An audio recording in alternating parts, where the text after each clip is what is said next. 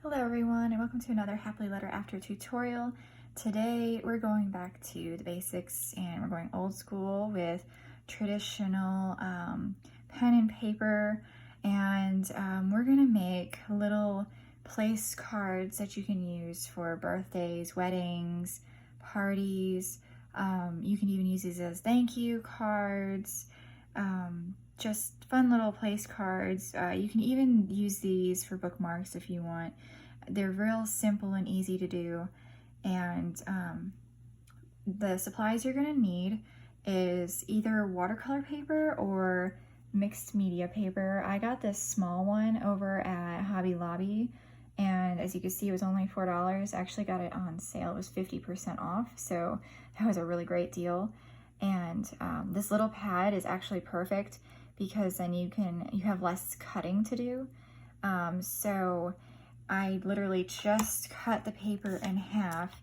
So I have these 3 by 4 inch cards that we can use for this.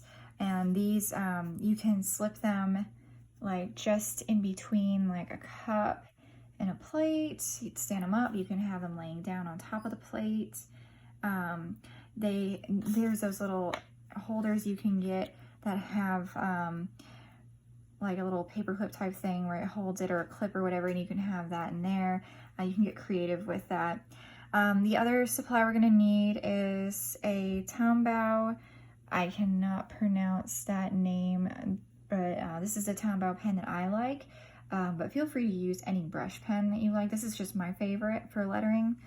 We're gonna need watercolors. I'm using watercolor brush markers, and I'm going to use the water brush pen, and where you fill the water in here and it comes out through the tip, and I like that. It's easier for me and faster. I have these 3 different color sets of watercolor markers I got for $5 each at our local Five and Below. I'm not really sure if this this brand is Art 101, if you can get it on Amazon. I'm pretty sure you probably can.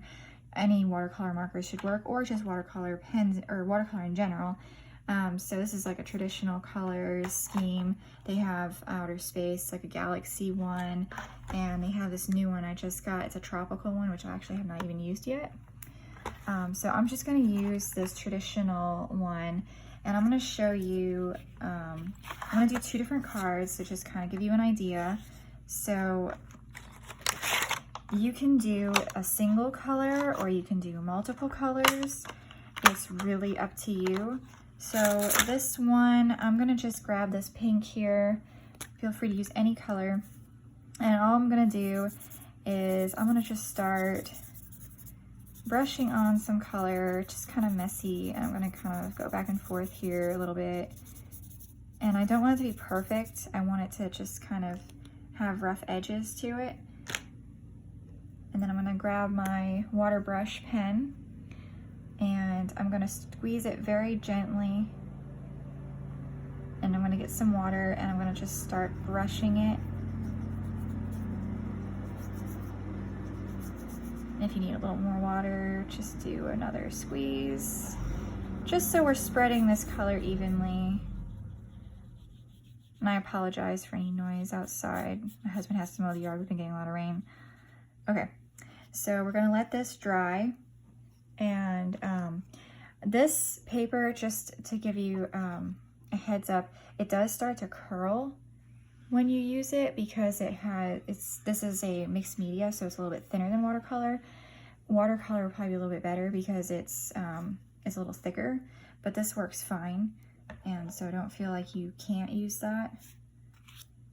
This one I'm going to use a couple different colors. So I'm going to do a little bit of blue.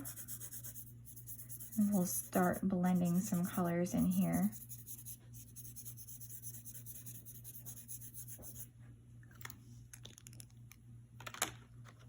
And I'm going to get a little bit of green and kind of blend it onto the edges here.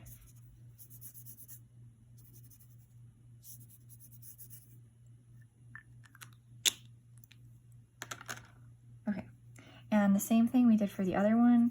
We're just gonna go ahead brush it so that it blends together. And so we have kind of this nice blue and green look.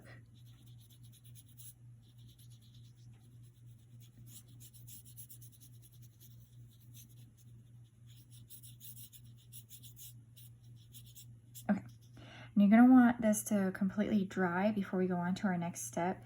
And using watercolor paper tends to dry just a little bit faster than this too. So these are things to keep in mind when you're picking your supplies to use. I love the mixed media pad because I can do a lot of other projects with it, but I do recommend, if you're going to do this, use watercolor. This is just what I had on hand at the moment. I am actually needing to buy more watercolor paper. I didn't realize I was out when I did this video, but this will work. So it will work the same. It just takes a little bit longer to dry. So I'm going to let this dry. It shouldn't take long. It'll take about maybe a few minutes, and then I'm going to go ahead and we will do our lettering right after. So I'm going to go ahead and I'll be right back. Okay, we're back. It was probably not even 5 minutes that it took for these to dry. So I'm going to go ahead and start doing some lettering. And I'm going to freehand this. If you are new to lettering or you just don't feel comfortable on your final piece and you want to trace it out in pencil first and then go over it, that is perfectly fine. Make sure you draw very lightly, and if you need to erase, use a kneaded eraser or an eraser that's not going to damage your artwork. Okay, so I'm going to do the name Megan on this one. I'm going to make this for my sister just because.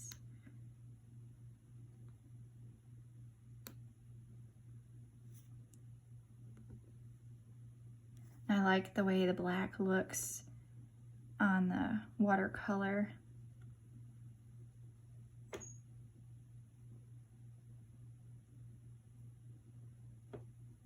And now I have some room at the end, so what you can do is you can add a little bit of a flourish to your letter. Again, if you don't feel comfortable, make sure that you go ahead and you practice first, or you draw it in pencil. Now the paper gets slightly warped, like I was saying, because it's not as thick as watercolor. So you can place some heavy books on top of it or something heavy on top of it and it'll flatten it. I highly recommend using watercolor paper, but this is a good example of what it's going to look like when you use this kind of paper. There's nothing wrong with using this paper. It's just going to be slightly different. It is a little bit thinner than watercolor paper, but as you can see, it still looks really good for what we're doing. All right, I'm gonna go ahead and make this other one now. And one thing I forgot to mention is if you do want to use these, instead of cutting them like this and laying them flat or having them propped up, like I was saying, like between a cup or something, what you can do is you can, oh, I'm just gonna add a swirl, a little flourish here, sorry, to the H. What you can do if you want them to stand on their own is you can fold these in half, but if you do that, I highly recommend scoring first. You're gonna want to score because if you do try to fold this paper, it's going to give you some really nasty creases and like little wrinkles and folds, and you don't want that. So either use a scoring tool, and if you do not have one of those, like I have a paper cutter I got from Michaels, and it has the blade and it has a scoring tool on it, and I even have an X-Acto cutter that has a scoring end on it, and again, you can get those at craft stores. But if you don't have anything like that, a butter knife will do. Use a straight edge ruler and get a butter knife and just go along the edge, and that way you can get your nice crease. You might have to do it a couple times. That way you can get a nice clean fold when you do it, because you don't want it to look ugly when you go to do your lettering and everything and get frustrated and have to throw it out or whatever. So that's just some helpful tips there. But that's it. It's really all there is to this. And I actually send people gifts in the mail, and I'll do their name in lettering like this, and on the back I'll put a little thank you note or a little letter or something on the back. So you can do that too. You can make these into thank you cards. They're so simple to use. You can even do a stamp on it if you're doing like thank you cards.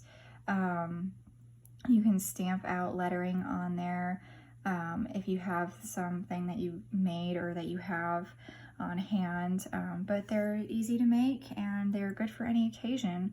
So I hope you found this helpful. Hope you enjoyed it, and please like and subscribe to my YouTube videos. And if you're not already an email subscriber, please subscribe to the emails. You'll get freebies, and once a month at the beginning of the month I send out an email news blast of new tutorials. You'll be the first to hear about them, and you'll get to see new things that enter the shop, or just whatever news that I've got, so, and discounts. So please sign up and like and share this video. Thank you so much. See you next time.